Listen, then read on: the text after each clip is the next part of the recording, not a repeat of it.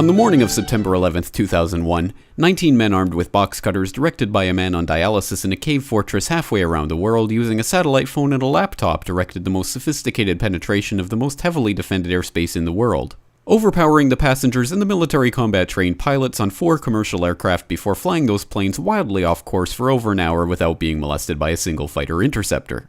These 19 hijackers, devout religious fundamentalists who like to drink alcohol, snort cocaine, and live with pink-haired strippers, managed to knock down 3 buildings with 2 planes in New York. While in Washington, a pilot who couldn't handle a single-engine Cessna was able to fly a 757 in an 8,000-foot descending 270-degree corkscrew turn to come exactly level with the ground, hitting the Pentagon and the Budget Analyst Office where DoD staffers were working on the mystery of the $2.3 trillion that Defense Secretary Donald Rumsfeld had announced missing from the Pentagon's coffers in a press conference the day before, on September 10th, 2001.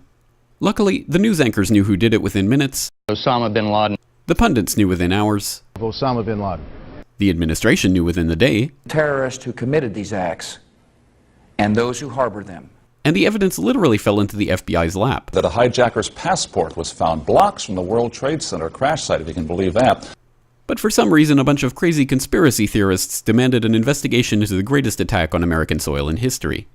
That investigation was delayed, underfunded, set up to fail, a conflict of interest, and a cover-up from start to finish. It was based on testimony extracted through torture, the records of which were destroyed.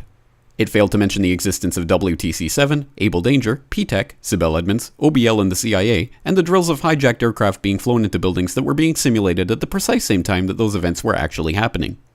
It was lied to by the Pentagon, the CIA, the Bush administration, and as for Bush and Cheney, well, no one knows what they told it because they testified in secret, off the record, not under oath, and behind closed doors. It didn't bother to look at who funded the attacks because that question is ultimately of little practical significance. Still, the 9/11 Commission did brilliantly answering all of the questions the public had, except most of the victims' family members' questions, and pinned blame on all the people responsible, although no one so much as lost their job, determining the attacks were failure of imagination. Because nobody in our government, at least, and I don't think the prior government that could envision flying airplanes into buildings. Except the Pentagon, FEMA, NORAD, and the NRO. The DIA destroyed 2.5 terabytes of data on Able Danger, but that's okay because it probably wasn't important. The SEC destroyed their records on the investigation into the insider trading before the attacks, but that's okay because destroying the records of the largest investigation in SEC history is just part of routine record keeping. NIST has classified the data that they used for their model of WTC-7's collapse, but that's okay because knowing how they made their model of the collapse would jeopardize public safety. The FBI has argued that all material related to their investigation of 9/11 should be kept secret from the public, but that's okay because the FBI probably has nothing to hide.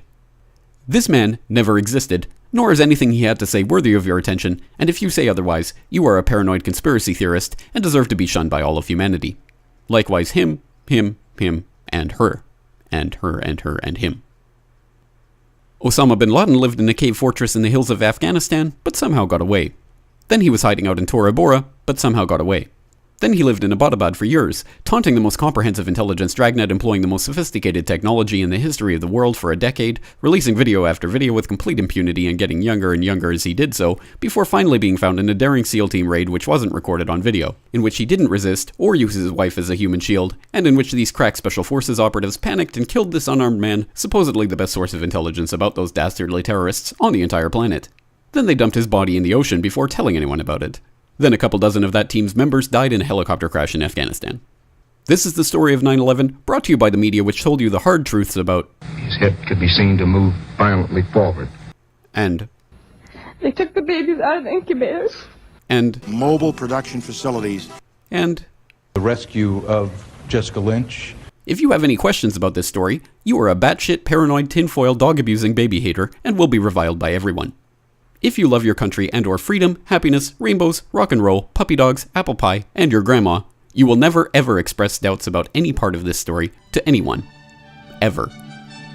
This has been a public service announcement by the Friends of the FBI, CIA, NSA, DIA, SEC, MSM, White House, NIST, and the 9/11 Commission.